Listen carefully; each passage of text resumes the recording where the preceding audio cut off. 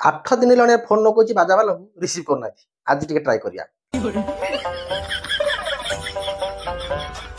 Hello, ଇଏ ବାଜା ପେଟରେ କହୁଛ କି? ହଁ, ମୁଁ ଫଟା କପାଳ ପୂଜା କମିଟିର ପ୍ରେସିଡେଣ୍ଟ କହୁଛି ଚଇତା ଭାଇ। ଆଚ୍ଛା, ହଉ ହେଲା ହେଲା ହେଲା ହଉ ହେଲା। ଆଉ ଏ ଛୁଆ କିଏ କଥା ହଉଥିଲେ କି ତମ ସାଙ୍ଗରେ ପଇସା ପତ୍ର ବିଷୟରେ? ନାଇଁ ତ, ହେଇନାହାନ୍ତି ତ? ହଉ, ଏ ଛୁଆ କେହି କଥା ହେବେନି ମୁଁ ଜାଣିଛି। ମୁଁ ଅଛି ମାନେ ଛୁଆ କେହି ମୋ ଉପରେ କ୍ରସ୍ କରିଯିବେ।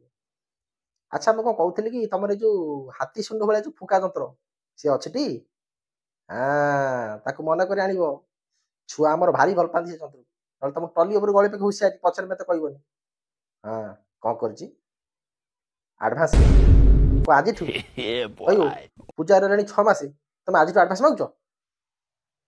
ହଉ ହଉ ହଉ, ଦବା ଦବା ଦବା, ରଖ ରଖ, କଥା ହବା। ଆଜିଠୁ ଆଡଭାନ୍ସ ମାଗିଲେଣି, ଜମା ପ୍ରେସିଡେଣ୍ଟ ହବାନି, ଭାରି ଟେନସନ।